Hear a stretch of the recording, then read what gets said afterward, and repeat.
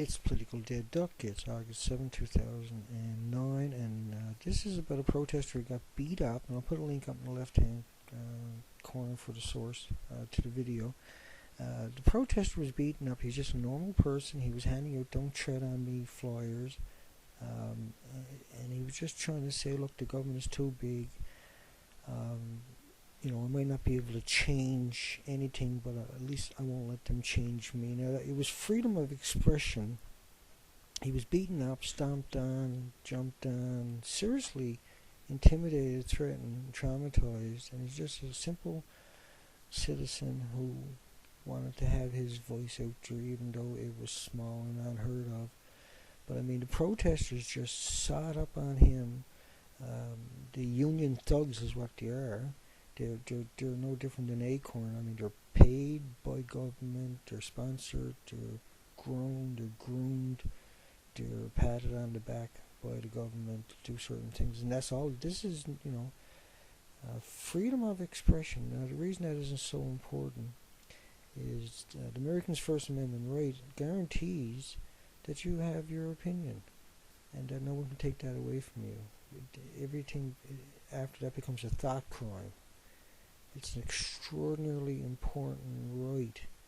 If you don't have that right, you literally are Orwell's 1984. Can you see how important that is? Freedom of expression. Now, everybody has freedom of expression. They have freedom of expression not to listen to him, not to take his flyers, but instead, they thought it'd be a great idea. Even though there was lots of cameras around, there was actually news there, and they even got arrested. It was ridiculous when 5 or 6 thugs, union thugs, attacks a protester who's doing what he's allowed to do. Freedom of expression is not there for popular speech, it's there for unpopular speech. It's not really unpopular, it's freedom of speech. Who's to say who is right ultimately? Everybody's entitled to their opinion, and his opinion is not whacked out. Government is too big, it is too powerful, it's growing massively. It just printed $24 trillion. There's 1,000 million in a billion, there's 1,000 billion in a trillion.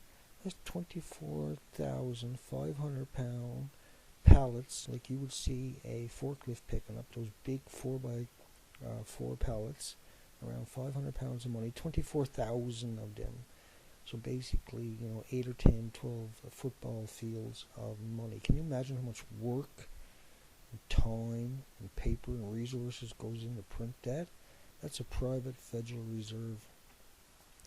And the value of the dollar, according to Ron Paul now, the dollar's worth compared to 1913, 4 cents. And the reason is because all those taxes, every bit of taxes goes to pay the interest to the private reserve, which is private, never been audited, on the money they print and let the Americans use. The Americans are supposed to be printing their own money, and they would never pay taxes.